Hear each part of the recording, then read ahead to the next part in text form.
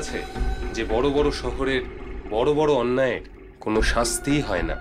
যদি সেই অন্যায় কোনো গরিবের সাথে হয় তবে তার কোনো খবরই নেওয়া হয় না, কারণ বড় শহরে ছোট আর গরিব লোকের দাম রাস্তার ধুলোর থেকে একটুও বেশি নয়। এরকমই একটা অন্যায়ের কথা আমি আজ আপনাদের বলতে চাই। অনেক রাতে একজন উকিল তার সমস্ত কাজকর্ম শেষ করে নিজের বাড়ির দিকে যাত্রা করছিলেন। সে সময় তার পাশ দিয়ে অনেক দ্রুত বেগে গাড়ি চলে যাচ্ছিল। সেজন্য সে ফুটপাত দিয়ে হাঁটতে শুরু করে। চলতে চলতে হঠাৎ তার নজর ফুটপাতে পড়ে থাকা শুকনো লালচে রক্তের উপর গিয়ে পড়ল, আর সে ভয় পেয়ে গেল। আরে বাপরে, এ তো রক্ত মনে হচ্ছে। না না না, এত রক্ত হতে পারে না। মনে হচ্ছে কেউ পান খেয়ে ফেলেছে। কারা সব বাস করে এই শহরে? দেওয়ালে ফেলা হয়ে গেছে, এবার ফুটপাতে ফেলা শুরু করেছে। ফুটপাথের ওই অবস্থা দেখে উকিলের প্রচন্ড খারাপ লাগলো, আর সে আবার তার বাড়ির দিকে হাঁটতে লাগলো। কিন্তু কিছু দূর এগিয়ে গিয়ে সে আবার দাঁড়িয়ে পড়ল। ওর শরীর একটা লাঠির মতো আটকে গেল। ধীরে ধীরে ওর চোখ রাগে লাল হয়ে উঠল। কেউ পানের পিক ফেলেনি, এটা রক্তই। এর বিচার হবে, আমি এর বিচার করব। পরদিন সকালবেলা মদন আর পবন হাঁটতে হাঁটতে নিজেদের কলেজে যাচ্ছিল। যেতে যেতে যেতে যেতে ওরাও সেই ফুটপাথে এসে দাঁড়িয়ে পড়ল যেখানে লাল রক্ত ছিল। কিন্তু এখন ওই রক্তের দাগ আরো অনেকটা মুছে গেছে। মানুষের পায়ের তলায় চাপা পড়ে সেটা প্রায় দেখা যাচ্ছে না বললেই চলে। আমি তোকে বলেছিলাম যে এই রাস্তা দিয়ে আসবো না। বাজে কথা বলিস না, রাতের কথা ভোলা এতটাও সোজা নয়। যা আমরা দেখেছি আর করেছি তারপর থেকে আমার জীবনটাই নষ্ট হয়ে গেছে। বুঝতেই পারছি না যে কি করব। এবার আমাদের আর কিছু করার প্রয়োজন নেই। আমাদের যা কিছু করার ছিল সেটা আমরা রাতেই করে দিয়েছি, আর তার পরিণাম তো তুই দেখতেই পাচ্ছিস। আমরা এখনো সুরক্ষিত আছি। যদি কেউ সত্যিটা জানতে পেরে যায় তাহলে তখন আমাদের কি হবে? কেউ তো তখনই জানতে পারবে যখন আমাদের মধ্যে কেউ একজন তাকে ওই কথা বলবে। আমি তো কাউকে এই কথা বলবো না, কিন্তু আমার তোর উপরে সন্দেহ হচ্ছে। আসলে তোর পেটে কোনো কথাই থাকে না। আমিও কাউকে কিচ্ছু বলবো না, আমার তো সাহসই হবে না। ভালো কথা, কিন্তু দেখ আমরা যেটা করেছি তাতে কিন্তু কারোর কোনো কিচ্ছু যায় আসে না। শহরে এটা সাধারণ ব্যাপার, তাই এখন তুই ওই কথা এখানেই ভুলে যা। হ্যাঁ, হয়তো এটাই আমাদের জন্য ভালো হবে। ঠিক আছে, এখন চল, অনেকটা দেরি হয়ে গেল। দুজনে আবার কলেজের দিকে হাঁটতে শুরু করে। ওরা দুজন হেঁটে যাচ্ছিল, এ সময় ওদের সামনে একটি পুলিশের গাড়ি এসে দাঁড়ায়। ওরা দুজন প্রচন্ড ভয় পেয়ে যায়। পবনের তো ভয়ে পা কাঁপতে থাকে। সেই গাড়ি থেকে দুজন পুলিশের লোক নেমে ওদের সামনে এসে দাঁড়ায়। তোমরা দুজন কি পবন আর মদন? পবনের তো ভয়ে গলা দিয়ে আওয়াজই বেরোচ্ছিল না, সেজন্য মদন ওদের সাথে কথা বলে। আগে হ্যাঁ স্যার, আমি হলাম মদন আর ও হলো পবন। কি ব্যাপার স্যার, কি হয়েছে? তোমাদের দুজনকে আমাদের সাথে থানায় যেতে হবে। কিন্তু ব্যাপারটা কি স্যার, আমরা কি করেছি? এই সব কিছু থানায় গিয়েই তোমরা জানতে পারবে। চলো আমাদের সাথে। পুলিশের লোকেরা মদন আর পবনকে জোর করে গাড়িতে তুলে থানায় নিয়ে যায়। যখন ওরা থানায় পৌঁছয় তখন ওখানে ওই উকিল বসেছিল। পুলিশের লোকেরা ওদের দুজনকে সেই উকিলের সামনে বসায়। কি ব্যাপার স্যার, আপনি আমাদের এখানে কেন নিয়ে এলেন? আমি বলছি, পুলিশ 5টা লাশ পেয়েছে। 5টা? হ্যাঁ, কি হলো? তোমরা এই লাশেদের ব্যাপারে কিছু জানো নাকি? না স্যার, আমি তো কিছুই জানি না। তোমরা যদি কিছু না জানো তাহলে আমাকে এটা বলো যে কালকে রাতে তোমরা দুজন কোথায় ছিলে? মদন আর পবন এমন ভাবে চুপচাপ রইল যেন উকিলের কথা তাদের কান অব্দিও পৌঁছচ্ছিল না। দেখো, চুপ করে থাকলে তোমাদেরই অসুবিধে হবে। পুলিশ তোমাদের দুজনকে সন্দেহ করছে, কারণ যেখান থেকে লাশ পাওয়া গেছে সেখানে একজন লোক কালকে রাতে তোমাদেরকে যেতে দেখেছিল। কে? সেটা আমি বলবো না। দেখো, আমি এখানে তোমাদেরকে বাঁচাতে এসেছি, তাই সবকিছু আমাকে খুলে বলো। আমি আপনাকে সব সত্যি কথাটা বলছি স্যার।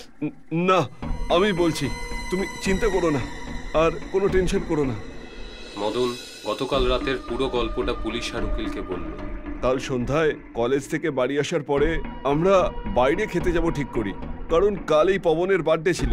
তাই আমরা ভাবলাম বাইরে সেলিব্রেট করব, আর সেই জন্যই আমরা গিয়েছিলাম। আর খাবার খেয়ে আবার বাড়ি ফিরে আসি। তারপর গোটা রাত আমরা বাড়িতেই ছিলাম স্যার। ঠিক কথা বলছিস? হ্যাঁ স্যার। নিজেদের গাড়ি নিয়ে গেছিলে? না স্যার, ট্যাক্সি করে গিয়েছিলাম, আর আসার সময় ট্যাক্সিটা পুলের কাছে খারাপ হয়ে গিয়েছিল, সেই জন্য আমরা নিচে নেমেছিলাম। তখনই হয়তো কেউ আমাদের ওখানে দেখতে পেয়েছিল, আর ট্যাক্সি ঠিক হতেই 10-15 মিনিটের মধ্যেই আমরা ওখান থেকে চলে গিয়েছিলাম। কিছুক্ষণের জন্য কেউ কোনো কথা বলল না, আর এই নিস্তব্ধতা মদন আর পবনকে অস্বস্তিতে ফেলছে। ঠিক আছে, কালকে কোর্টে শুনানি আছে, এদেরকে সময় নিয়ে চলে আসবেন। Yes sir. উকিল থানা থেকে বাইরে বেরিয়ে এলো, আর হঠাৎ ওর পা আটকে গেল। বিচার, সঠিক বিচার। পরের দিন কোর্টে শুনানি শুরু হলো। উকিল, পুলিশের লোক, মদন আর পবন সেখানে উপস্থিত ছিল।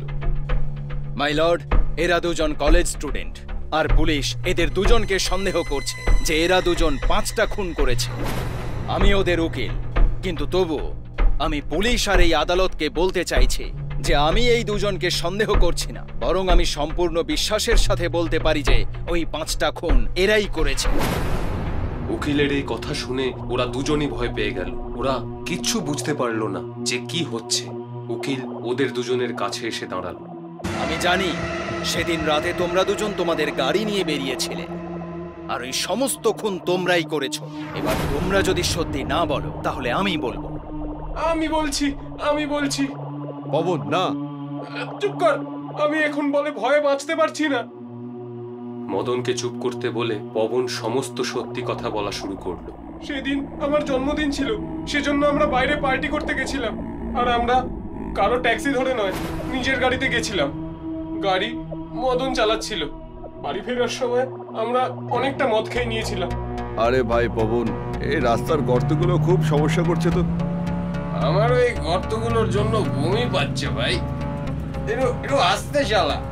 না, আমার কাছে এর থেকেও ভালো আইডিয়া আছে। সেটা কি? দেখাচ্ছি। মদন গাড়িটা ফুটপাথের উপর তুলে নিয়ে দ্রুত চালাতে শুরু করলো। এবার আর কোনো গর্তই আমাদের স্পিড কমিয়ে দিতে পারবে না। গাড়িটা খুব জোরে চলছিল। সে সময় 4-5টা স্পিড ব্রেকার আমাদের গাড়ির তলায় আসে, আর হঠাৎ করে আমাদের গাড়িটা থেমে যায়। আমরা নিচে গিয়ে যা দেখলাম, আমরা খুব ভয় পেয়ে গেছিলাম। আমাদের গাড়ির তলায় স্পিড ব্রেকার নয়, ফুটপাতে শুয়ে থাকা 5টা গরিব লোক এসে গেছিল।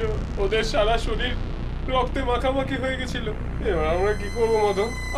আমরা খুন করে ফেলেছি। আমার খুব ভয় লাগছে রে ভাই, কি করবো? চুপ কর, চিৎকার করিস না। নেশা কেটে গেছে, আশেপাশে কেউ নেই, তাই একটা কাজ করি, এই সমস্ত লাশগুলোকে তুলে নিয়ে পাশের নালায় ফেলে দিয়ে আসি। তাছাড়া এই ভিখারিদের কেউই থাকে না, কেউ কিচ্ছু জানতে পারবে না। তারপর আমরা ওই ডেড বডিগুলো নিচে খালে ফেলে দিয়েছিলাম, আর গাড়ি নিয়ে ওখান থেকে পালিয়ে এসেছিলাম। পবনের কথা শোনার পর আদালত তাদের ফাঁসির সাজা শোনালো। পুলিশ যখন তাদের থানায় নিয়ে গেল, তখন উকিলও সেখানে উপস্থিত ছিল। আমি একা ওদের সাথে কথা বলতে চাই। পুলিশ ওদের 3 জনকে কিছুক্ষণের জন্য একা ছেড়ে দিল। আরে কে আপনি? কেন করলেন আপনি আমাদের সঙ্গে এসব? কারণ তোমরা আমার কাছেও দোষী। উকিলের বদলে যাওয়া গলা শুনে দুজনেই চমকে উঠল। আমি একজন LLB গ্র্যাজুয়েট ছিলাম, কিন্তু আমার কোনো চাকরি ছিল না, আমার রাতে শোয়ারও জায়গা ছিল না। তাই ওই ফুটপাতে ক্ষুধার্ত পেটে আমি ঘুমানোর চেষ্টা করছিলাম, কিন্তু তোমরা ওখানে আমায় ঘুমোতে দাওনি। আমি নিজেকে আর ওই গরিবদেরকে সঠিক বিচার দিয়েছি। এবার আমার কাজ শেষ হয়েছে। উকিলের শরীরটা আবার লাঠির মতো স্থির হয়ে গেল, আর সে অদৃশ্য হয়ে গেল। মদন আর পবন সেটা দেখে থরথর করে কাঁপতে লাগল। আমার প্রিয় বাচ্চারা, ইতিহাস দেশের হোক বা বিদেশের, সেটাই সম্পত্তি হয় যার গোড়ায় আমাদের অস্তিত্ব লুকিয়ে আছে, আমাদের আজ লুকিয়ে আছে। তার সম্মান আমাদের ততটাই করা উচিত যতটা সম্মান আমরা আমাদের ইচ্ছের প্রতি করি। যদি এরকম না হয় তাহলে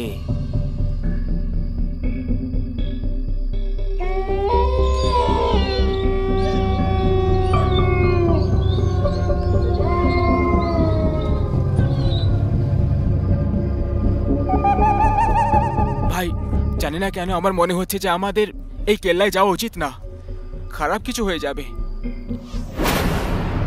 আরে ওই ভিতু, তুইও তো 3 পত্তি খেলার সময় শর্ত লাগিয়েছিলি যে তুই জিতলে আমাদের দুজনকে মাঝ রাতেই কেল্লায় মদ খাওয়াবি। এখন জিতে গেছিস তো পার্টি দিতে তোর ফেটে যাচ্ছে। আরে ভাই, পার্টি দিতে মানা করছি না আমি, এই কেল্লায় যেতে মানা করছি। আমার কথা শোন, আমরা এই গাড়িতে বসে খেয়ে নি। শোন, যদি তোর এতটাই ভয় লাগছে তাহলে তুই এখানেই দাঁড়িয়ে থাক, না হলে বাড়ি ফিরে যা। আমরা ভেতরে যাচ্ছি, চল। আরে ভাই, তোরা দুজনও না এক নম্বরের জেদি। তোদের থেকে আলাদা থেকে আমি কি টিম পারবো? এই না হলে কথা, চলায়। অমিতের ষষ্ঠ ইন্দ্রিয় ওকে সঠিক সংকেত দিয়ে দিয়েছিল, কিন্তু কথায় বলে না, যখন মৃত্যু আসার হয় তখন মানুষ চাইলে যতই চেষ্টা করুক 1 ইঞ্চিও দূরে থাকতে পারে না। আর ওরা 3 জন তার দিকে এগিয়ে গেল। কি দারুণ কেল্লা বাইরে! এটা দেখে তো প্রথমবার সরকারকে প্রণাম করার ইচ্ছে করছে। হ্যাঁ, কি মেনটেন করেছে ভাই, একটুও কোথাও নোংরা নেই। এখানে নোংরামি করা একেবারে নিষেধ। এখানে নোংরা করলে অভিশাপ দেওয়া হবে। তাহলে এটাই পরিষ্কারের আসল কারণ। কোনো ব্যাপার না, আমার কাছে কয়েকটা পলিব্যাগস আছে, আমরা আমাদের কোণা তাতে রেখে দেব। আরে ও, আমরা এখানে মজা করতে এসেছি, আর মজা ভদ্র হয়ে করা যায় না। যেটা হওয়ার সেটা হবেই। বাকি সরকারি চাকর আসবে সকালে, পরিষ্কার করে দেবে। চলো এবার মজা করা যাক। জীবনে একটা কথা কখনো ভুলবে না বাচ্চারা, যদি তুমি দেশকে স্বচ্ছ রাখতে চাও তাহলে তাতে শুধু সরকারেরই নয়, বরং দেশের প্রত্যেকটা নাগরিকের ভাগিদারি থাকে। যে নাগরিক এই ভাগিদারি থেকে বেঁচে পালায় তার দরকার না তো দেশের থাকে, না পৃথিবীর, আর না টুনাগড়ের কেল্লার। চিয়ার্স! হ্যাঁ রে ঢ্যামনা, চল এবার তুই ফেল তোর বোতল। না ভাই, তোরা দেখলে না বোর্ডে কি লেখা আছে? এখানে নোংরা ফেলা একেবারে নিষেধ। আমরা নোংরা ফেলবো না। আরে ভীতু একেবারে, ভয় পায় কি এসেকে ধরে না ফেলে। ভীতু! এই, আমি ভীতু নয় বুঝলি, কিন্তু ওই বোর্ড। আরে ঠিক আছে, এখন বোঝাতে হবে না, তুই ভীতু এটাই সত্যি। আমি ভীতু নই। তোরা দুজন বোতল ছুঁড়েছিলি তো, এই দেখ এবার আমি কি করি। আমি এইসব করতে পারি। এই দেখ, আরো দেখ, এইটা দেখ। ও অহংকারী মানুষ, তুই আর তোর বন্ধুরা মিলে এই কেল্লার নিয়মটাকে ভঙ্গ করেছিস। এখানে প্রত্যেক জায়গায় লেখা আছে যে এখানে নোংরা ফেলা নিষেধ, তাহলে কেন করলি? এটা কি হচ্ছে ভাই? আর এই মূর্তি কথা কি করে বলছে? আর এটা চলছে কি করে? আরে আমি তো কিছুই বুঝতে পারছি না। কিন্তু আমি সব কিছু বুঝতে পেরে গেছি। টুনাগড়ের কেল্লায় নোংরা ফেলার জন্য তোমাদের সবাইকে মৃত্যুর শাস্তি শোনানো হচ্ছে।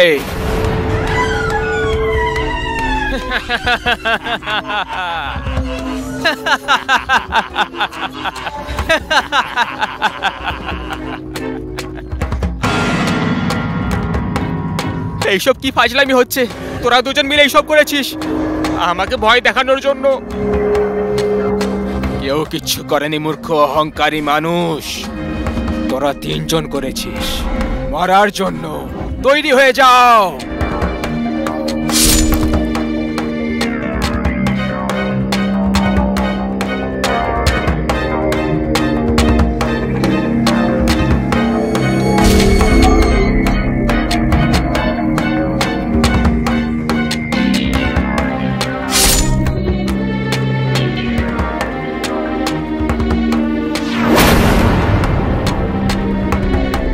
না না, আমাকে মৃত্যুর দণ্ড দিও না।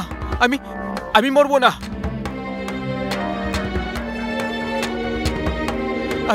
আমি পরিষ্কার করে দিয়েছি, সব পরিষ্কার করে দিয়েছি। না, এটা হতে পারে না।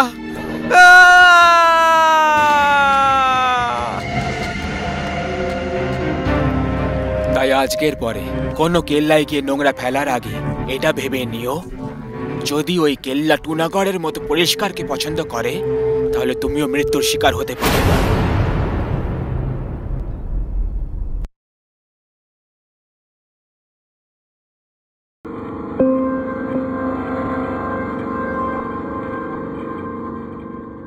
বাবা, চলে যাও তোমার ধাবায়।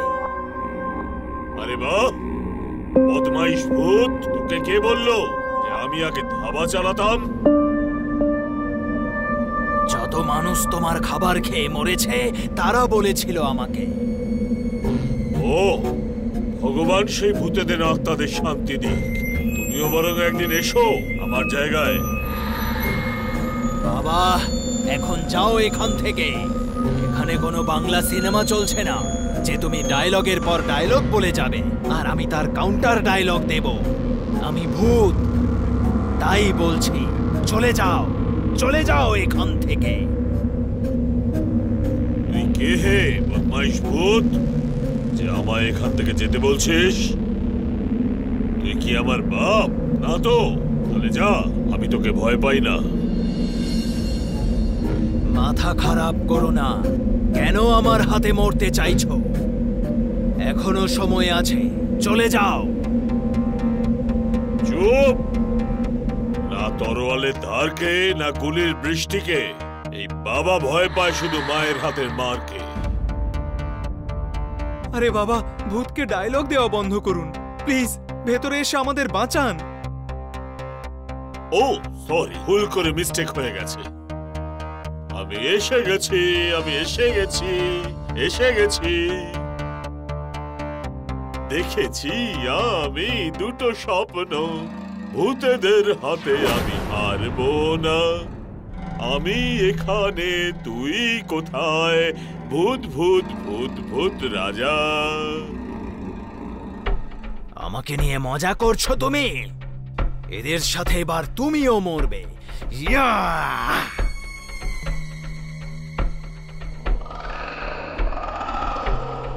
ওম ডম ডম গিলা গিলা, হাওয়া ভিজে ভিজে আমি তো এসেছি, এসেছি।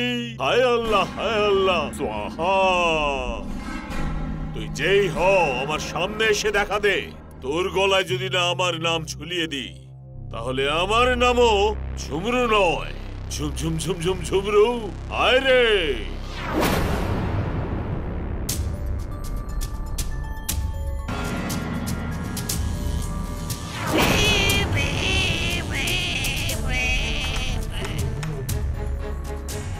জিজু, এটা কি সত্যি কোনো তান্ত্রিক বাবা, নাকি চিড়িয়াখানা থেকে পালিয়ে আসা কোনো জোকার? জুতে অ্যানিমেল থাকে মায়াঙ্ক, জোকার থাকে না। সরি দিদি, কনফিউজ হয়ে গিয়েছিলাম ওনাকে দেখে। চুপ করো, বাবা আছেন তো। একটা অসমাপ্ত ফিল্মের চরিত্রেই বাবা কি দারুণ অভিনয় করেছিলেন। তার মানেটা কি? ওনার কোনো ফিল্ম এখনো পর্যন্ত রিলিজ করেনি। সর্বনাশ! আরে ওই বদমাইশ ভূত, পেছন থেকে কেন মারছিস? যদি সাহস থাকে সামনে থেকে মার। শুনতে পাচ্ছিস তুই বদমাইশ ভূত? সামনে আয়, নয়তো শিকল দিয়ে বেঁধে নরক দর্শন করাবো তোকে। আমি মোগলের মতো চিৎকার করব।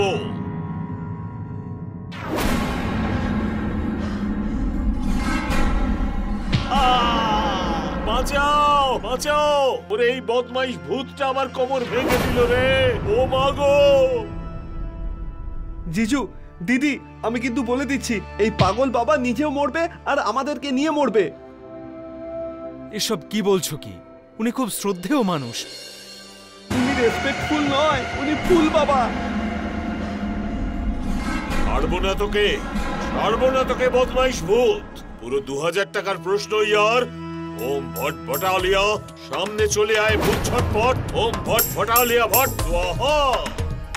আয় আয় ভূত ছেলে, আয় আয়, আয় রে আয়, তের ছেলে আয়। আজা, আজা, আজা, আজা।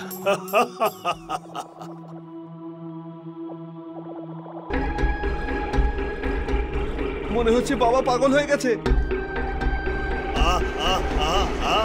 ঘুরিয়ে দিল আমাকে, ঘুরিয়ে দিচ্ছে আমাকে। ভূত বাবাকেও তো শক্তিমান বানিয়ে দিয়েছে।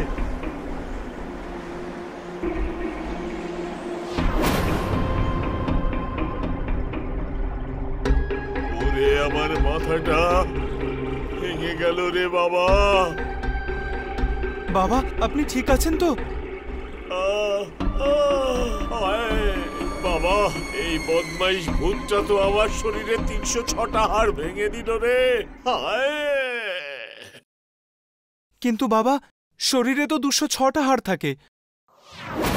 সেই তো, এই বদমাইশ ভূতটা না জানে কোথা থেকে আরো 100টা হাড় ভেঙে দিয়েছে। আমি আগেই বলেছিলাম চলে যাও, কিন্তু তুমি আমার কথা শোনোনি।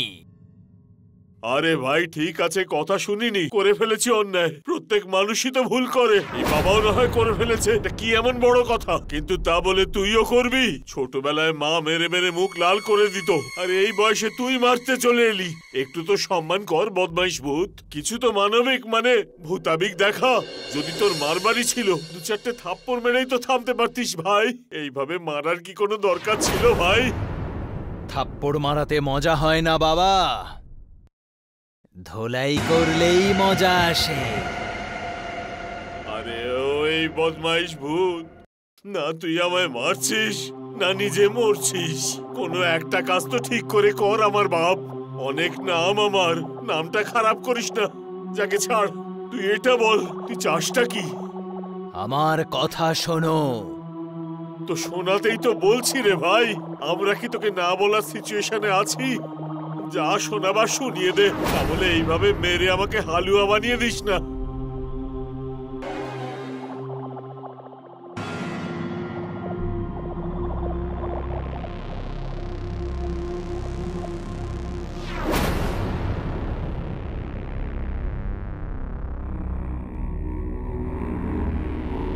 একে ডাকো, একে ডাকো। এটাই হলো ঠিক সুযোগ ভূতের হাত থেকে বাঁচবার। ভূত ভাই, তুমি দরজা খুলে দাও, আমি এই লোকটাকে এক্ষুনি ডেকে নিয়ে আসছি।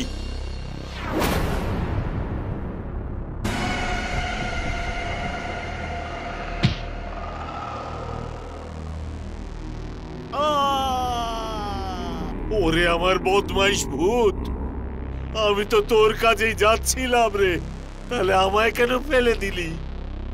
এই যে ও ধাবা চালানো বাবা, হতে পারে আমার শরীর নেই, কিন্তু বুদ্ধি এখনো আছে।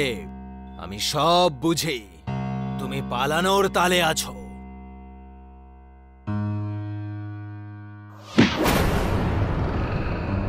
আরে, একে তো আমি চিনি, উনি তো এই বাড়িরই ওনার। আরে চেনো যখন তো ডাকবে কবে? তোমরা মরে গেলে ফোন করো ওকে আমার বাপ।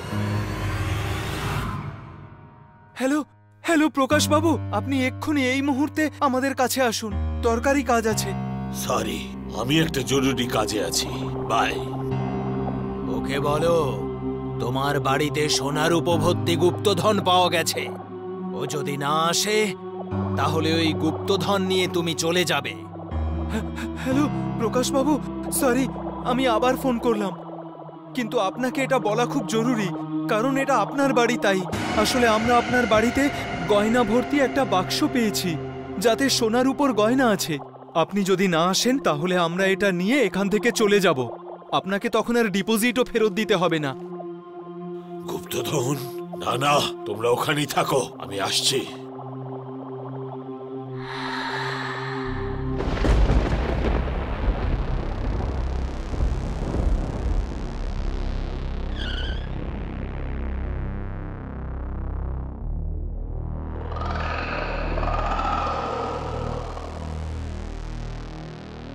ওই তো এসে গেছে।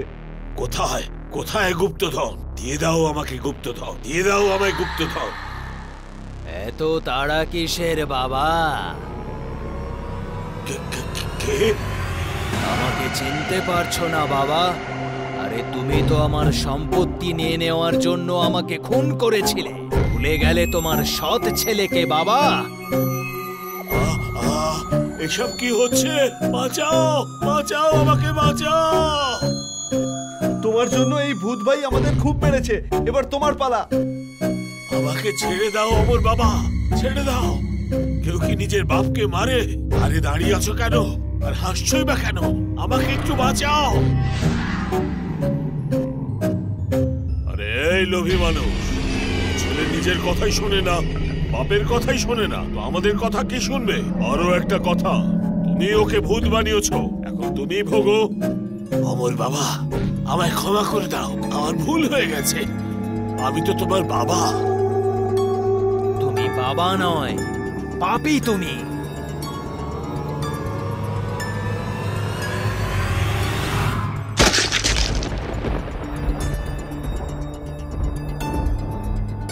আজ থেকে এই বাড়ি তোমাদের দুজনের। তোমাদের আমি স্কুল চালানোর দায়িত্ব দিচ্ছি, যেখানে তোমরা গরিবদেরকে পড়াবে আর ওদের থেকে 1 টাকাও নেবে না। তাহলে ভূতবাবু, আমার সংসার কিভাবে চলবে? আমি আছি তো। মেহুনা, তো শাহরুখের ফিল্ম। আরে ভূতের বাচ্চা, ও সরি, ভূত তো আমি। আরে আমি আছি তো। আরে আমি আছি মানে আমি আছি, আমি সব সামলে দেব, তাই এত চিন্তা করার কোনো প্রয়োজন নেই। আরে বাহ, ভেরি নাইস। এই ভূত তো দেখি দানবীর কর্ণ, এ তো আমাকে উদ্ধার করে দেবে। ঠিক আছে, এবার আমি যাচ্ছি। চলে যাচ্ছ? আরে দুষ্টু ছেলে, তুমি আমাকেও খুব কষ্ট দিয়েছো, ব্যথার বদলে আমায় একটু ওষুধ দাও। তুমি কি করেছো? তুমি তো শুধু সিনেমার গান গেয়েছো। আসল কষ্ট তো আমার হয়েছে তোমাকে ওইভাবে তুলে আছাড় মারতে। দেখো আমার হাতে কেমন দাগ হয়ে গেছে, দেখো। ও নট টু ওয়ারি, চলে এসো, আমি অয়েনমেন্ট লাগিয়ে দেবো। সে যাই হোক, আমার জায়গায় অন্য কেউ থাকলে কি আর আসতো? না তো, ভয়ের চোটে মরেই যেত। তো আমি তো এসেছি, তার উপর তোমার কথা তো আমি শুনেছি। ওরা যদি শুনতো তাহলে কি আর আমি এখানে আসতাম?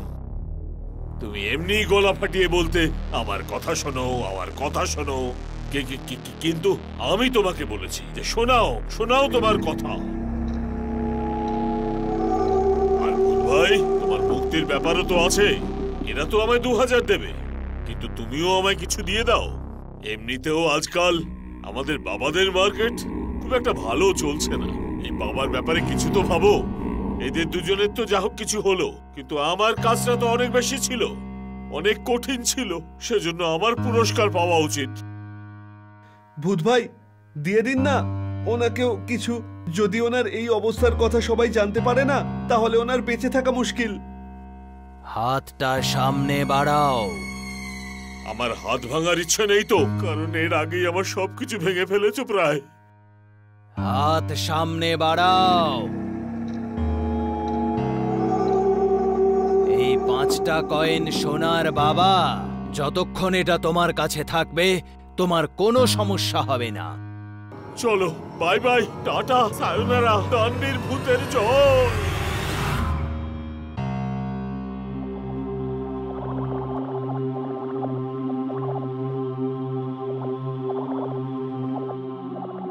ঠিক আছে, এবার আমি আসি। ধন্যবাদ বন্ধুরা।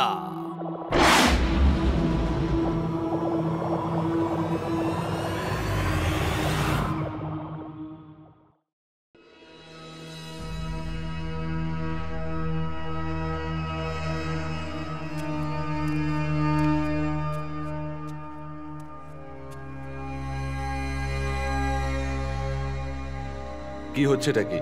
সবাই নিজেদের কাজ ছেড়ে নিজেদের ফোন নিয়ে কি করছে? বিকাশ স্যার, পৃথ্বী স্যার এখনো অফিসে আসেননি। হোয়াট? কিন্তু পৃথ্বী স্যার তো প্রতিদিন সকাল 10টার আগেই অফিসে পৌঁছে যায়। তাছাড়া আজ তো একটা ইম্পর্টেন্ট মিটিংও আছে। আই নো, কিন্তু উনি এখনো আসেননি। ওনার ফোনটাও অফ। বাড়িতে ফোন করেছিলে তুমি? সবাই ওনাকেই ট্রাই করছেন স্যার, কিন্তু বাড়ির ফোনও বন্ধ। কোনো ব্যাপার নয়, আমি ওর পার্সোনাল নাম্বারে ফোন করছি। স্যারের পার্সোনাল নাম্বারে তো বন্ধ। বিকাশ স্যার, এরকম নয় তো যে পৃথ্বী স্যার হয়তো কোম্পানি বেচে দিয়েছেন, তাই উনি ওনার সব কন্ট্যাক্টস বন্ধ করে রেখেছেন? আগের মাসে তো উনি কোম্পানি বিক্রি করার কথাও বলছিলেন। নো মায়া, যদি পৃথ্বী স্যার কোম্পানি বেচেও দিতেন তাহলে একবার অন্তত আমাদের সঙ্গে কথা বলতেন।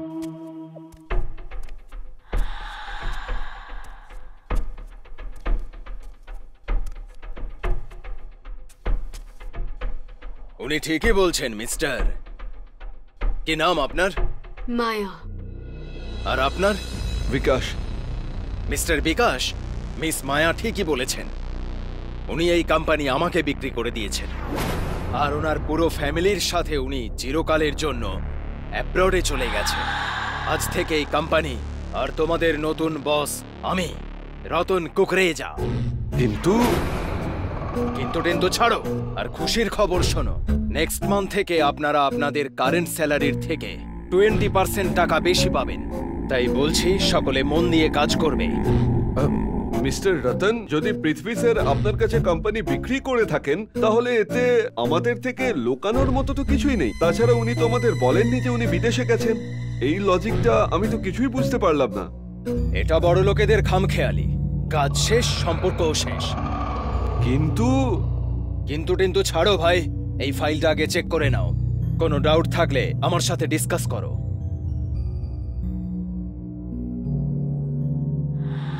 সবাই অর্ডারে আছো? হ্যাঁ। গুড। তাহলে বন্ধুরা, এই কোম্পানির নতুন বস হওয়ার জন্য আর আপনাদের সকলের স্যালারি বাড়ার খুশিতে আমার তরফ থেকে আজ রাত 9টার সময় ফ্রেন্ডস কলোনির 13 নম্বর বাংলোতে গ্রিন হাউস ঘরে একটা পার্টির অর্গানাইজ করা হয়েছে। আর ওই পার্টিতে যদি কেউ না যায়, তাহলে কিন্তু তার ইনক্রিমেন্ট হবে না। কি বলছো সকলে? Okay sir. কিন্তু স্যার, আপনি 13 নম্বর বাংলোটা কেন নিলেন? এটা খুবই আনলাকি নাম্বার। এই নাম্বারটাতে সবসময় অশুভ লক্ষণ দেখা যায়। যার পকেটে টাকা থাকে তার কাছে কোনো নেগেটিভ এনার্জি আসে না। যেভাবে ধনীরা বুদ্ধি খাটিয়ে চুপচাপ টাকা ইনকাম করে নিয়ে চলে যায়, সেভাবে এই অন্ধবিশ্বাস গরিবদের মনের মধ্যে বাসা করে। তোমরা গরিব হয়েও না, ধনীদের মতো ভাবো। কিন্তু তুমি ট্র্যাজেডি কিং এর মতো কেন ভাবছো ভাই? কিছু না স্যার। এক সেকেন্ড স্যার, ভাইয়ের ফোন স্যার। শিওর। হ্যালো দাদা।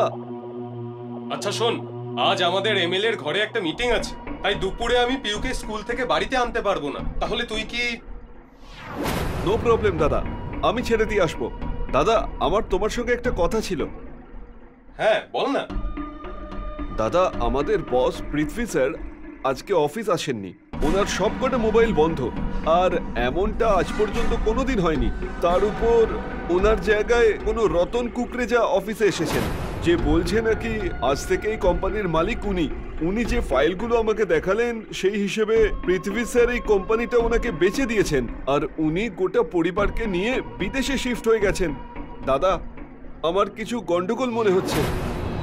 যখন পেপার সব ঠিক আছে, তাহলে তুই এত ঘাবড়ে যাচ্ছিস কেন? এনিওয়েজ, তুই আমাকে ওই নতুন মালিকের ডিটেলস আর ফটোসগুলো পাঠিয়ে দে। আমি দেখছি আমি কি করতে পারি। ঠিক আছে দাদা। আর হ্যাঁ, এই ফটো এখান থেকে সরিয়ে এর জায়গায় অন্য কোনো ছবি লাগাও। আই থিংক এখানে আমাদের গ্রুপ ফটো হওয়া উচিত। তোমরা সকলে কি বলো? Good idea sir. আমার আইডিয়া সাপোর্ট করার জন্য থ্যাংক ইউ। চলো তাহলে একটা বড় গ্রুপ ফটো নেওয়া যাক।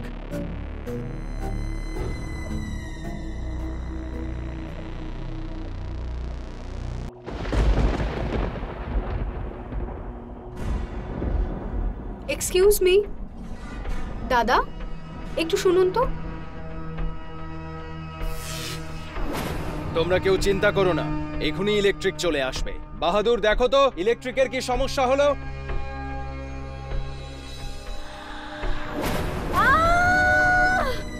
ভূত ভূত ভূত!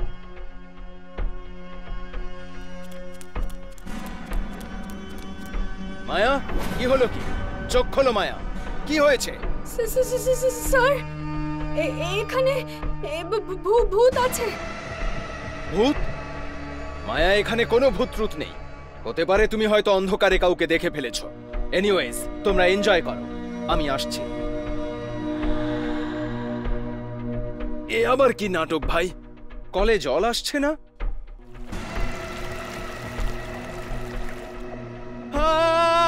রক্ত রক্ত!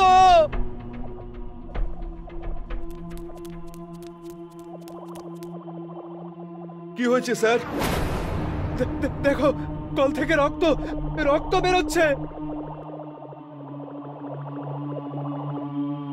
স্যার নলটা তো বন্ধ রয়েছে। বন্ধ? কিন্তু এখনই ওখান থেকে রক্ত বেরোচ্ছিল। এখান থেকে তো স্যার জলই বেরোচ্ছে। মনে হচ্ছে আপনিও মায়ার মতো ভূত দেখে ফেলেছেন, সেই জন্য আমার মনে হচ্ছে আপনার এরকম হচ্ছে।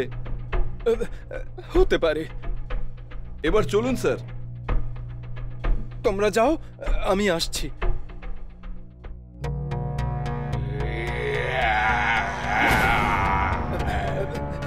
কে কে?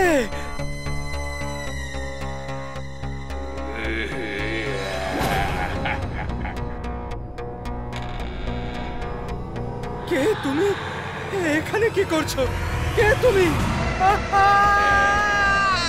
আমাকে ছেড়ে দাও, আমাকে যেতে দাও, আমাকে ছেড়ে দাও, বাঁচাও, বাঁচাও।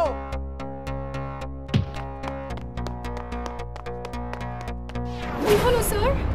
ভূত, ভূত, বাথরুমের ভেতর ভূত। কিন্তু স্যার যখন আমরা সবাই গেলাম তখন তো ওখানে কেউই ছিল না, কি মায়া? হ্যাঁ, ও টয়লেটে ছিল, আমি নিজের চোখে দেখেছি ওকে।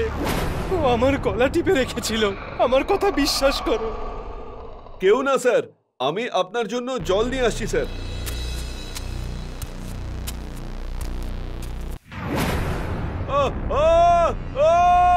বাঁচাও, বাঁচাও! রতন স্যার, বিকাশ স্যারকে বাঁচান। বিকাশ, চিন্তা করো না, আমরা কিছু করছি। বাঁচাও আমাকে, বাঁচাও!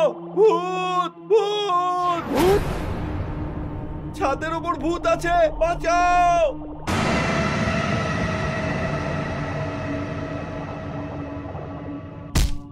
রতন স্যার, আমি বলেছিলাম তো আপনাকে যে এখানে ভূত আছে। এইবার বিশ্বাস করলেন আপনি? 13 নম্বরে সব সময় এরকমই ঘটে থাকে। আমি অনেক সিনেমাতেও দেখেছি স্যার, কিন্তু কেউ শোনেই না। এইবার দেখুন সবাই। হ্যাঁ, তুমি ঠিকই বলেছো মায়া, এখানে কিছুই ঠিক লাগছে না। এখানে ভূত আছে রতন স্যার, এটা ভুতুরে বাংলো। আমিও বুঝতে পারছি না কিছুই। এই তো 2 দিন আগেই আমি এই বাংলোটা কিনলাম। ওহো স্যার, ভূত আর কি জানবে যে আপনি কবে কিনেছেন? ওর তো থাকা নিয়ে কথা, তাই না?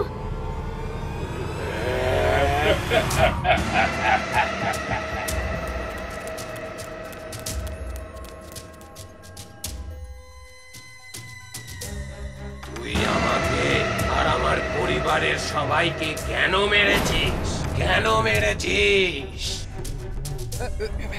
তোমরা কে? আমি কোথায় ভূত মেরেছি? আমি হলাম পৃথিবী। পৃথ্বী, আমাকে ক্ষমা করে দাও। কেন মেরেছিস আমাদের? তোমার বিজনেসটা কেড়ে নেওয়ার জন্য তোমাকে খুন করেছি। আর তোমার ফ্যামিলি লিগালি আমার কাজে যাতে বাধা না হয়, তাই ওদেরও মারতে হয়েছে। আমরা তো ভূত হয়ে গেছি এবার, কিন্তু তুই আমাদের ছাড়াও আরো কতজনকে মেরেছিস? এই বাংলোর মালিককে আর আগের বিজনেস পার্টনারকে, ওর ফ্যামিলিকেও মেরেছি। প্লিজ আমাকে ছেড়ে দাও, ক্ষমা করে দাও। আমি খুব বড় ভুল করে ফেলেছি আমি। আমাদের আত্মা কষ্ট পাচ্ছে, আমাদের মুক্তি চাই। বল তুই সবার শরীর কোথায় লুকিয়ে রেখেছিস? বল, না হলে তোকে এক্ষুনি খতম করে দেব। বল। আমি সবাইকে মেরে এই বাংলোর ব্যাকইয়ার্ডে পুঁতে দিয়েছি।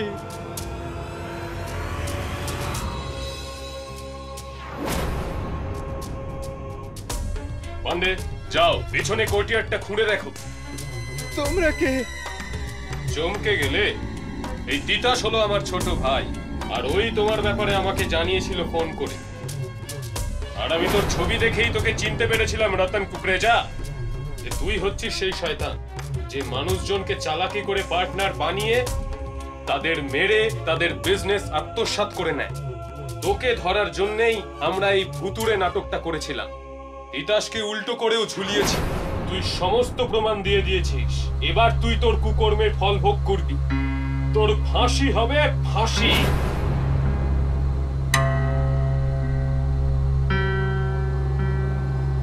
ভগবান পৃথ্বী স্যার আর ওনার পরিবারের আত্মাকে শান্তি দিক।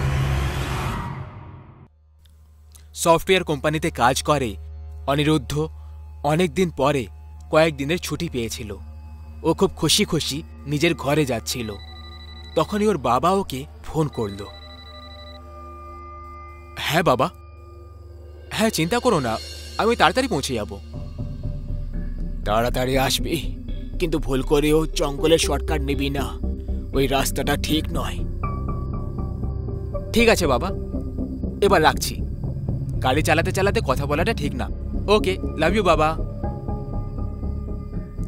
অনিরুদ্ধ ফোন রেখে দিল। ওর চেহারায় ঘরে যাওয়ার খুশি পরিষ্কার দেখা যাচ্ছিল। কিছুক্ষণ পরে অনিরুদ্ধ ওই জঙ্গলটা ক্রস করল, যার জন্য ওর বাবা বলেছিল যে শর্টকাট নিবি না। কি করি, বাবার কথাটা শুনবো কি শুনবো না? কিন্তু যদি আমি শর্টকাটটা নিয়েও নিই, তাহলে বাবাকে বলবে কে? আমি ছাড়া তো আমার সঙ্গে আর কেউই নেই। তাহলে অনিরুদ্ধ ডিয়ার, ঠিক সময় ঘরে পৌঁছতে হলে তো শর্টকাট তো নিতেই হবে। তারপর অনেক ভেবেচিন্তে দেখার পর যৌবন রক্ত অনিরুদ্ধ ওর বাবার কথাটাকে এড়িয়ে দিয়ে জঙ্গলের শর্টকাট রাস্তা দিয়ে যাওয়ার জন্য সিদ্ধান্ত নিয়ে নিল। এখন এই সময়ই জানতো, না হলে ওই জঙ্গল, যে ওর ভেতরে যে অতিথিরা আসে তাদের সঙ্গে কি হতে চলেছে।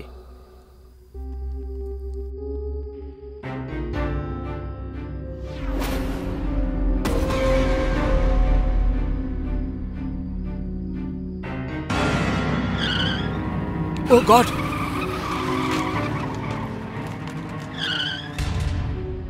মনে হচ্ছে অ্যাক্সিডেন্টের কারণে টেম্পোরারি মেমোরি লস হয়ে গেছে। কিছু বুঝতে পারছি না আমি কোন দিকে এসেছিলাম, এদিক দিয়ে নাকি ওদিক দিয়ে। অ্যাক্সিডেন্টে লাগা চোটের ব্যথাটা সহ্য করে অনিরুদ্ধ জঙ্গলের বাইরে যাওয়ার রাস্তা চলতে লাগলো। কিন্তু কিছুক্ষণ পরেই ওই রাস্তা দিয়েই আবার অ্যাক্সিডেন্টের জায়গাতে পৌঁছে গেল, যেখান থেকেও এসেছিল। এটা দেখে অনিরুদ্ধ খুব ভয়ঙ্করভাবে ভয় পেয়ে গেল। এটা কি করে হতে পারে? আমি ওই দিকে এগিয়ে গেছিলাম, তাহলে এখান দিয়ে কি করে ফেরত এলাম? অনিরুদ্ধ অনেক চেষ্টা করলো ওই জঙ্গল থেকে বাইরে বেরোনোর, কিন্তু ও বারবার ওখানে আবার পৌঁছে যাচ্ছিল যেখানে অ্যাক্সিডেন্ট হয়েছিল। কিন্তু তখনই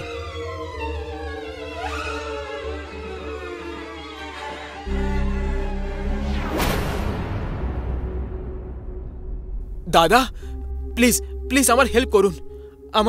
আমার এখানে অ্যাক্সিডেন্ট হয়েছিল। আমি খুব চেষ্টা করেছি জঙ্গল থেকে বাইরে বেরোনোর, কিন্তু প্রত্যেকবার আমি এখানেই ফিরে আসছি। আপনি বাইরে বেরোনোর রাস্তা জানেন? তাহলে প্লিজ আমাকে সঙ্গে নিয়ে চলুন। ঠিক আছে, বসে পড়ুন। জঙ্গলের ওই গোলকধাঁধা রাস্তায় কাউকে পেয়ে যাওয়াটা অনিরুদ্ধের জন্য কোনো বরদানের থেকে কম ছিল না। আমার নাম অনুপম। আমার নাম অনিরুদ্ধ। আপনি জঙ্গলের রাস্তা দিয়ে কেন এলেন? বাবা মানা করেছিল, কিন্তু বাড়ি যাওয়ার তাড়াহুড়োয় আমি এই শর্টকাট নিয়ে নিলাম আর ফেসে গেলাম। অনুপম অনিরুদ্ধকে জঙ্গলের বাইরে তো নিয়ে গেল, কিন্তু সে নিজে তার গাড়িটাকে জঙ্গলের বাইরে নিয়ে এলো না। আপনার গন্তব্যস্থল এসে গেছে, জঙ্গল এখানে শেষ হচ্ছে। আপনি আমাকে আপনার মতো আরো অনেক লোকের সাহায্য করতে হবে।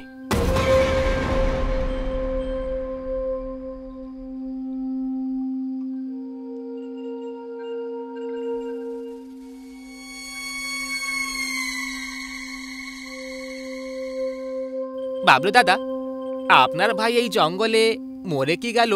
আপনি তো এখানে নিজেরই ঠিকানা করে ফেললেন। এখানে থাকলে মনে হয় যে ও আমার আশেপাশেই আছে।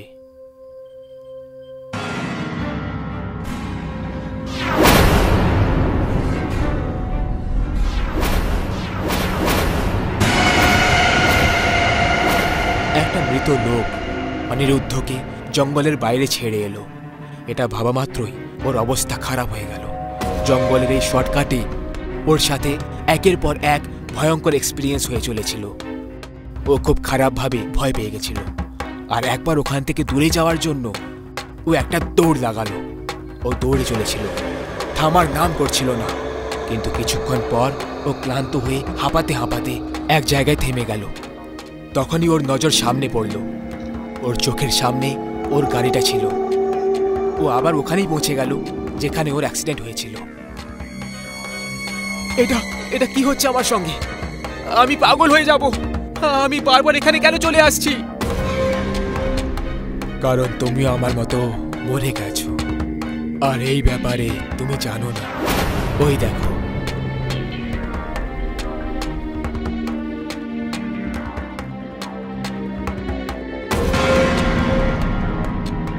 জীবনে যদি কেউ তোমাকে বড় কিছু করতে মানা করে তখন সেটাকে করা উচিত নয়, আর শর্টকাট তো কখনো নেওয়া উচিত না। ওই শর্টকাট নিতে গিয়ে অনিরুদ্ধ মরে গেছিল।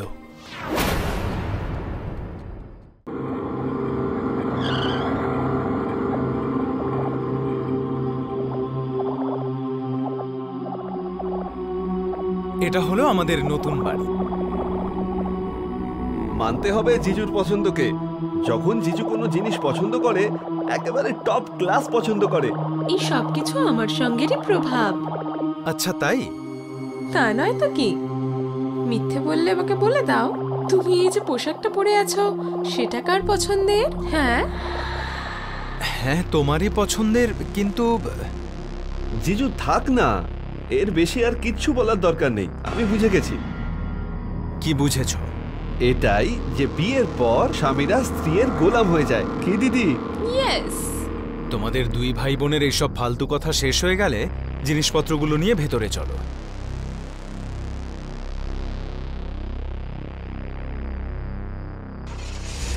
জিজু, ভালোই হয়েছে তুমি ওয়ার্কার্সদের বলে আগে থেকেই জিনিসপত্র ভিতরে ঢুকিয়ে দিয়েছো। না হলে এত বড় একটা বাংলোতে জিনিসপত্র গোছাতে গোছাতে আমার অবস্থাই খারাপ হয়ে যেত। কি দিদি?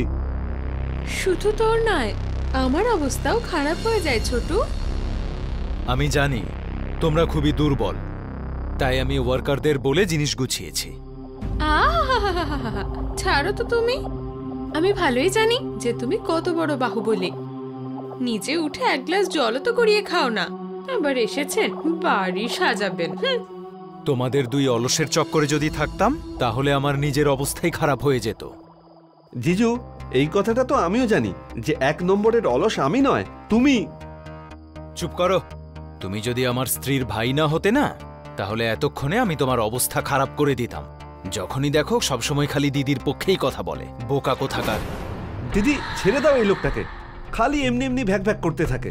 দিদি, আমার খুব খিদে পেয়েছে, তাড়াতাড়ি কিছু একটা বানিয়ে দাও যাতে আমি খেয়ে ভালোভাবে শুতে পারি। হ্যাঁ, খিদে তো আমারও পেয়েছে।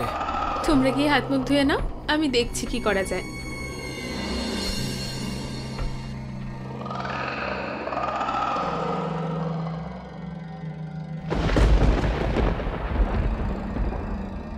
এ কি হচ্ছে? জানি না, আমিও কিছু বুঝতে পারছি না। আই থিঙ্ক ওয়েদারটা খারাপ হবার জন্যই বোধহয় এই সমস্ত কিছু হচ্ছে। আমার কথা শোনো, আমার কথা শোনো। সঞ্জয়, এটা কে বললো? আমার কথা শোনো, আমার কথা শোনো। দিদি, মনে হচ্ছে এখানে কোথাও ভূত আছে। পালাও দিদি, পালাও জিজু।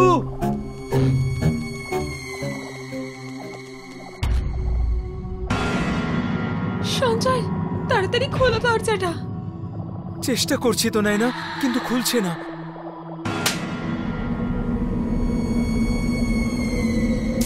এ কি? কিছু একটা করো। আমার ভাই তো লাট্টুর মতো ঘুরতেই থাকছে। দিদি, জিজু, বাঁচাও আমাকে, বাঁচাও। মায়াঙ্ক, মায়াঙ্ক,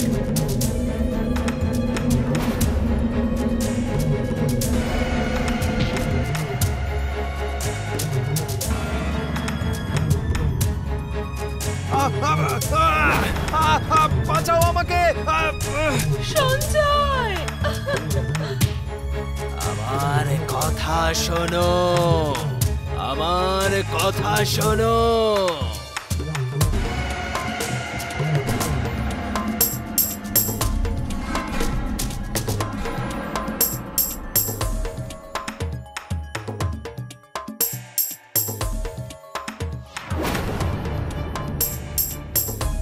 ওরে বাবা, বাবারে, আমার কোমর। জিজু, আমার সারা শরীরে যন্ত্রণা হচ্ছে। আমরা কি এখনো বেঁচে আছি?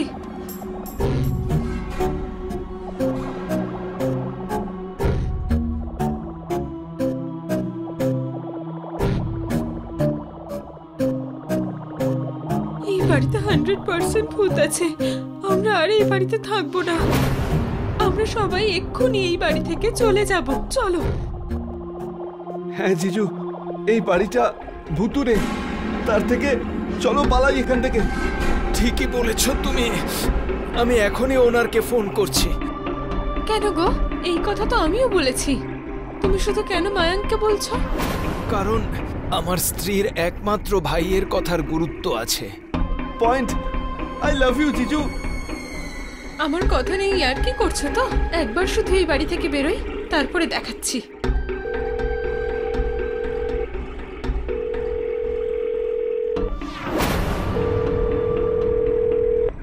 হ্যালো।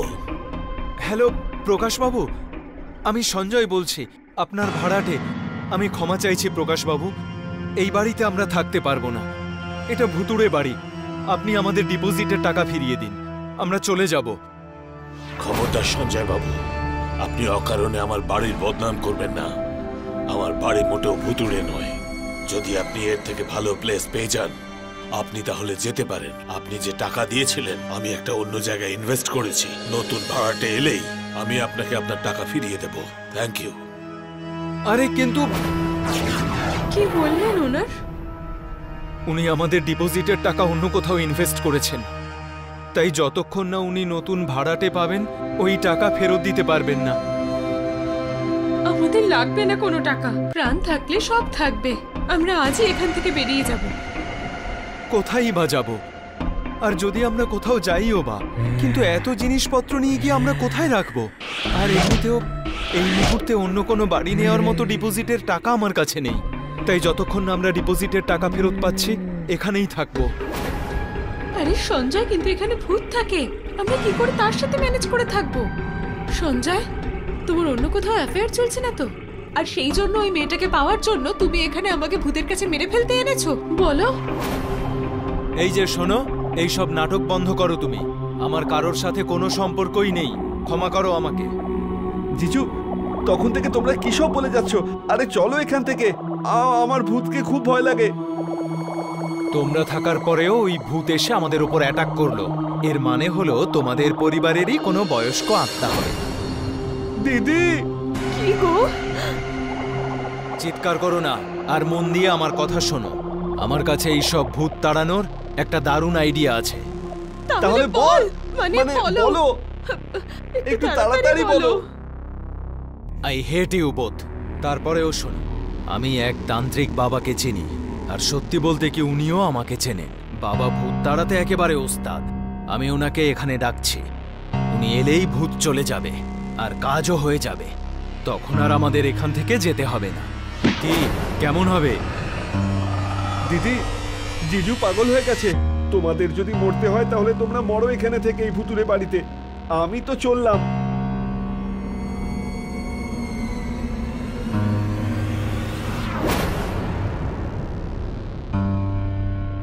জিজু, তাড়াতাড়ি তান্ত্রিক বাবাকে ফোন করো। বেঁচে থাকলে তাহলে দেখা হবে।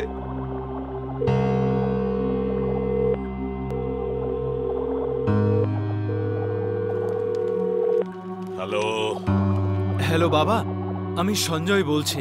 আপনি যত তাড়াতাড়ি সম্ভব আনন্দনগরের 5 নম্বর বাড়িতে চলে আসুন। এই বাড়িতে ভূত আছে, তারা আমাদেরকে এই বাড়িতে বন্দি করেছে।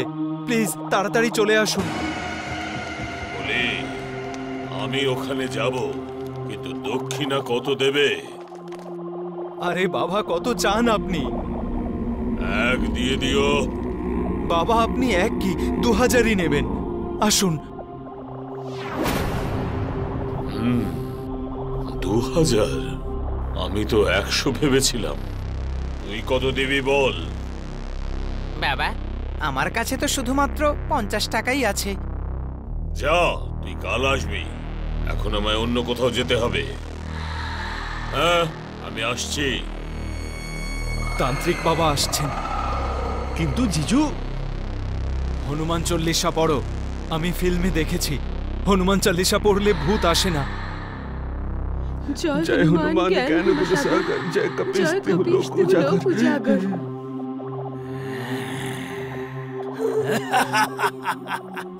হনুমান চল্লিশা পুরোটা পড়ো।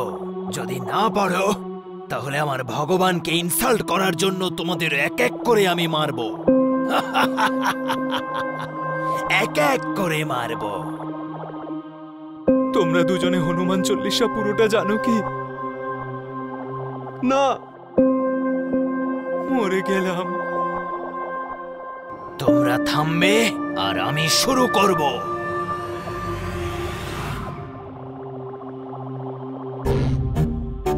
জিজু বাঁচাও আমাকে। সঞ্জয়, আমায় বাঁচাও।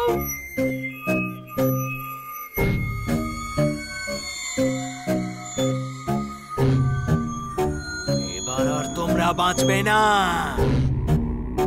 তুই ওদের মারতে পারবি না আমি থাকতে, বুঝলি? তান্ত্রিক বাবা এসে গেছেন। আমি যেখানে থাকি সেখানে ভূত পিশাচের এত সাহস নেই যে আমার শিষ্যের কোনো ক্ষতি করতে পারে। তুই আবার কে? আমি হচ্ছি বাবার বাবা, কালেরও কাল, নাম হলো সাকাল।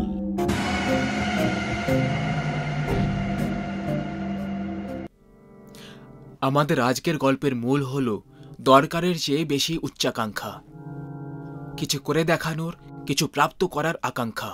পৃথিবীতে জন্মানো প্রায় প্রত্যেক প্রাণীদের বুকে এই অনুভব ঝড় নিয়ে আসে। ভালো রাস্তা দিয়ে হেঁটে কেউ নিজের এই উচ্চাকাঙ্ক্ষা পুরো করে তো এমন সফল ব্যক্তির এই পৃথিবীতে কোনো তুলনা হয় না। কিন্তু যদি নিজের উচ্চাকাঙ্ক্ষাকে পাওয়ার জন্য কেউ রক্ত পাওয়ার স্থিতিতে এসে যায় তখন এমন ব্যক্তির অন্ত খুব ভয়ঙ্কর হয়।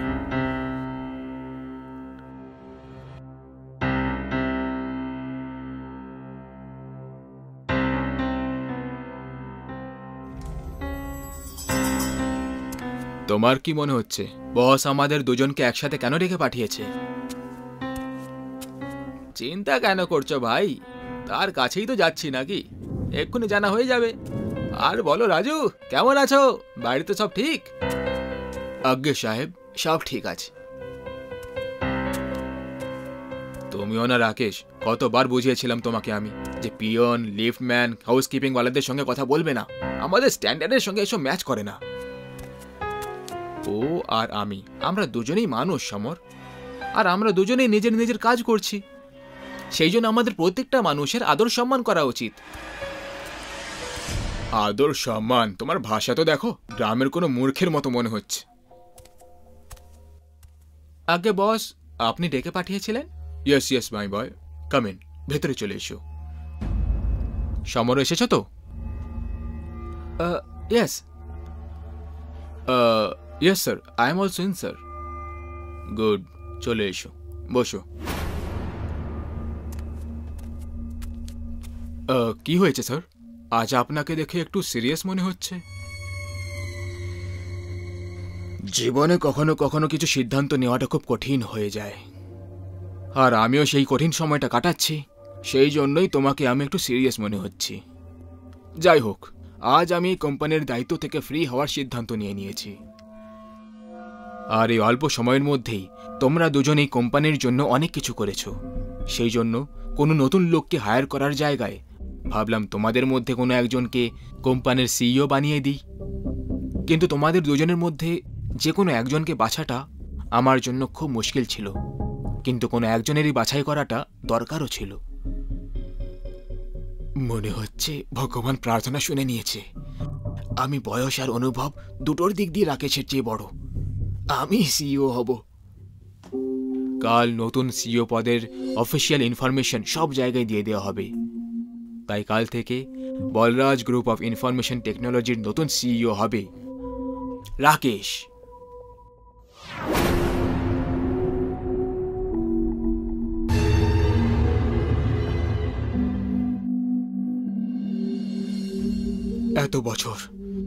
এত বছর এই কোম্পানিকে যে পজিশন পাওয়ার জন্য দিয়েছিলাম সেটা এত সহজে অন্যের হাতে যেতে দিতে পারি না আমি।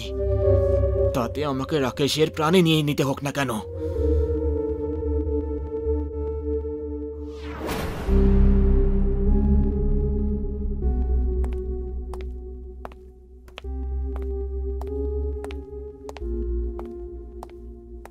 Congratulations CEO sir.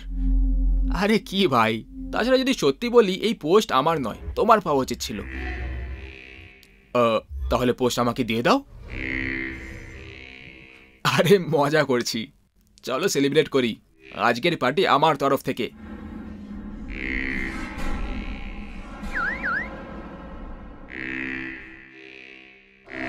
আরে কিন্তু এভাবে হঠাৎ? আর আমার গাড়ি? আজকাল লাইফে অনেক কিছু হঠাৎ করেই হয়ে যাচ্ছে। তুমি সিইও তো হঠাৎ করেই হয়ে গেলে, তাহলে এই পার্টি হঠাৎ কেন হতে পারে না? আজকে শুধু তুমি আর আমি আর আমার ইয়ট, যেমনটা বন্ধুর ইচ্ছে। চলো।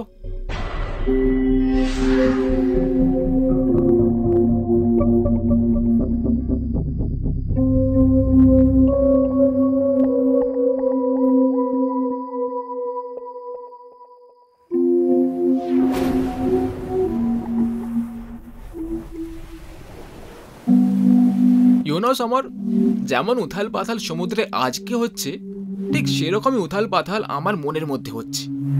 এই পজিশনে তো আমার পৌঁছানোরই কথা ছিল, কিন্তু এই সব এত তাড়াতাড়ি হয়ে যাবে ভেবে দেখিনি ভাই। সময়টা আমার ভাগ্যটাই বদলে দিল ইয়ার, আর আমার ভাগ্যটা পাল্টে দিল।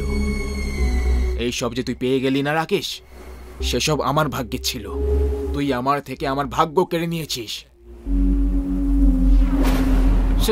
সমর, তুমি কি বলতে চাইছো?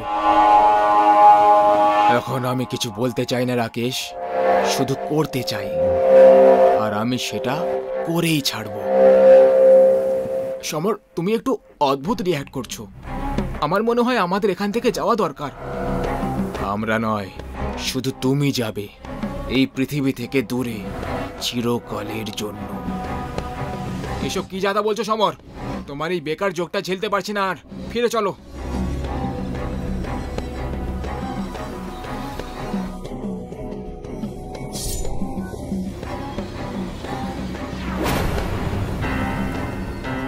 ইন্টারন্যাশনাল কম্পিটিশনে সেকেন্ড পজিশনে এসেছিল আমার।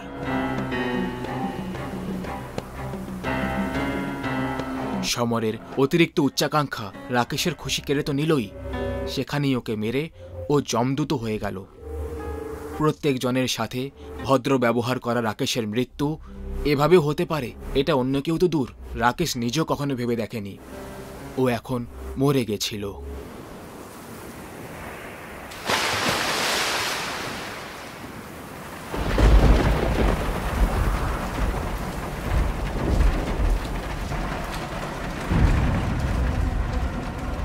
সব জায়গায় খুঁজে নিয়েছি স্যার, রাকেশের ব্যাপারে কোথাও কিছু জানা যাচ্ছে না।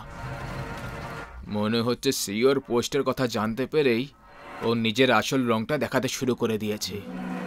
কোথাও কোনো 5 স্টার হোটেলের রুমে পড়ে আছে হয়তো, মদ খেয়ে। যাই হোক, সময় হয়তো এটাই চেয়েছিল যে সিইও যেন রাকেশ নয়, তুমি হও। Are you sure sir? আমার সিদ্ধান্তে তোমার কোনো সন্দেহ আছে? নো নো স্যার, একদম না। আমি শুধু বলছিলাম যে কাল অবধি ওয়েট করে নেওয়া যেত। সময় আর বিজনেস কারোর জন্য থামে না সমর। অ্যানাউন্সমেন্টটা কালকে ঠিক করে দাও আর কাজে লেগে পড়ো। আগে স্যার।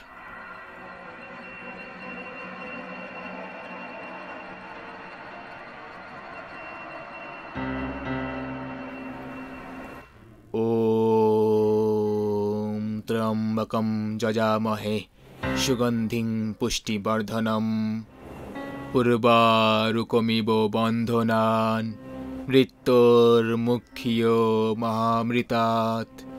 ওম।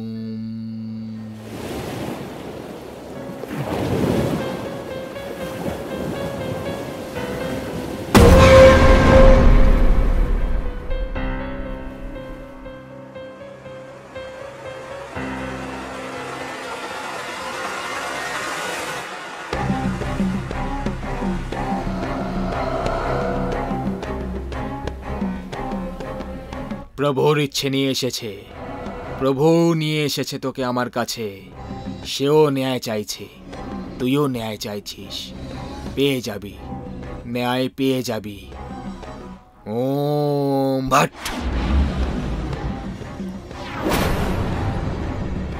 ওম হ্রিম ক্রিম চামুন্ডায় ভিচ্ছে। ওম ভট। ওম হ্রিম ক্রিম চামুন্ডায় ভিচ্ছে। ওম ভট।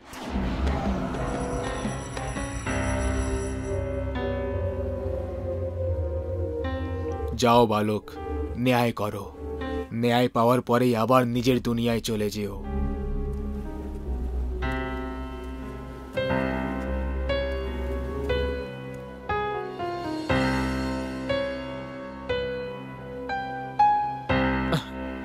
দেখ জনি, আজ আমার প্রমোশন ডে, সবকিছু খুব ভালো করে হওয়া চাই, কিছু অ্যাভারেজ যেন না হয়, বুঝতে পেরেছিস? সিইও পদের অ্যানাউন্সমেন্ট, এটা সিইও পদের। হ্যাঁ ঠিক আছে, রাখ।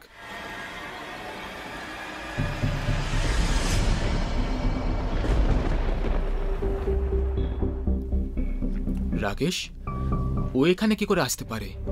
না, এটা হতে পারে না, এটা হতে পারে না। অবাক হলে যে আমি এখানে কি করে এসে গেলাম? হ্যাঁ হ্যাঁ, তুই তো মরে গেছিলি।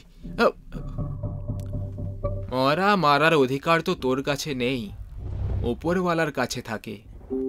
সেই উপরওয়ালা আমাকে বলেছে যে শুধু আমারই সময় পুরো হয়নি, আমার বন্ধু রূপে শত্রুরও সময় পুরো হয়ে গেছে, যে তোকে নিজের স্বার্থের আর উচ্চাকাঙ্ক্ষার জন্য মেরে দিয়েছে। আমার পরিবারের ব্যাপারে একবারও ভাবলি না।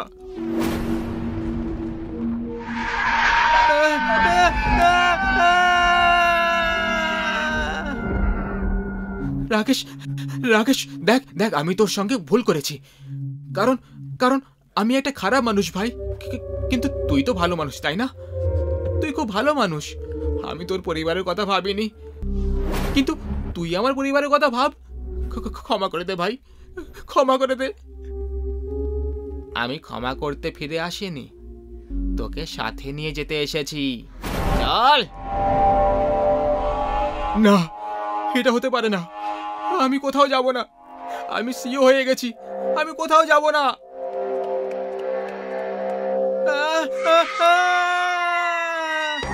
কোথায় পালাবি? ঘরে পুষে রাখা সাপ, তোর ফনাটা কুচলে দিতেই তো আমি এখানে এসেছি।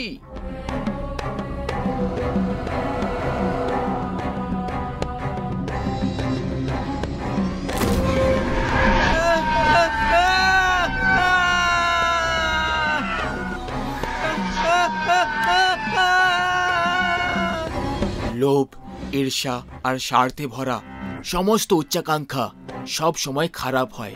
এরকম উচ্চাকাঙ্ক্ষার কারণে প্রায় রক্তের নদী বয়ে থাকে।